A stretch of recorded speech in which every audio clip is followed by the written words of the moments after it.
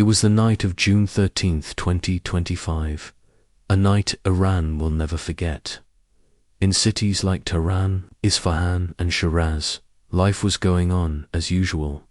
People were sleeping, some were working night shifts, a few were scrolling through their phones, but far above, invisible to the naked eye, war was already in motion. At precisely 2:12 a.m., the silence was shattered. The first sign wasn't an explosion, it was a blackout. Radar systems across western Iran suddenly went dark. Communications between air bases dropped. Iranian commanders suspected a technical glitch. They were wrong. This was the beginning of Operation Rising Lion, the most daring and surgical strike Israel has ever launched inside enemy territory. The preparation, years in the making for over 18 months, Mossad, Israel's legendary intelligence agency, had been executing a covert plan. Using advanced surveillance, cyber infiltration, and ground assets, they created an invisible web across Iran. Mossad agents on the ground secretly mapped routes, disguised tracking beacons as utility devices, and smuggled microdrones into critical areas.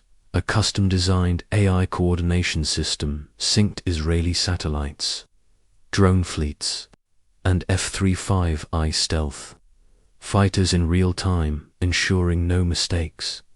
The plan wasn't just to hit hard, it was to paralyze Wave 1.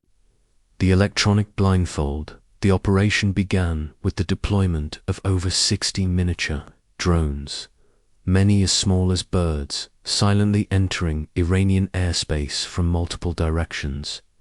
They jammed communication towers, knocked out radar grids, and blinded Iran's early warning systems.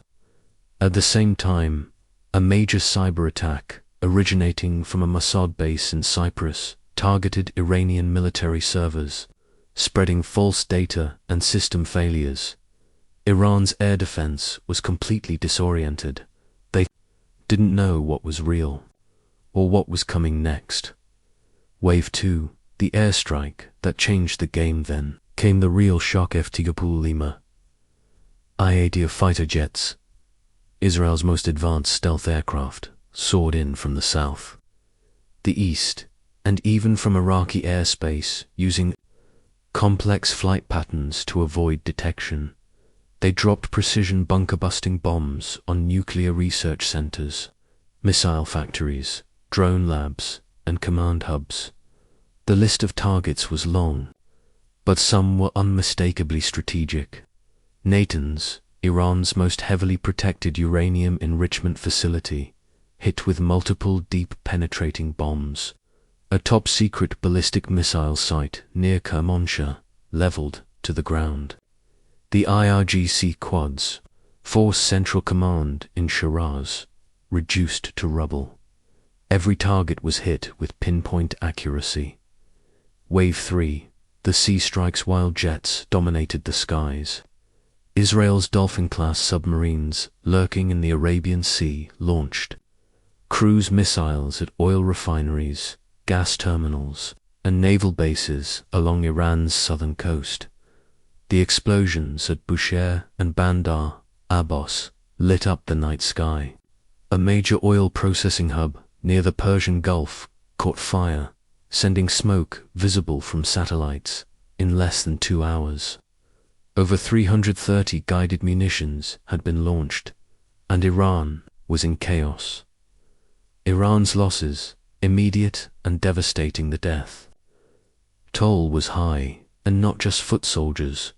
Among the confirmed dead, Brigadier General Rahim Mohammadi, commander of Iran's ballistic missile program, Dr. Farzad Jamani, senior nuclear physicist at Natanz, Colonel Hossein Barati, the brain behind Iran's Shate drone technology. Dozens of IRGC regional commanders and elite scientists. Multiple air bases were destroyed. Power was lost in 11 cities. Oil exports froze overnight. Iran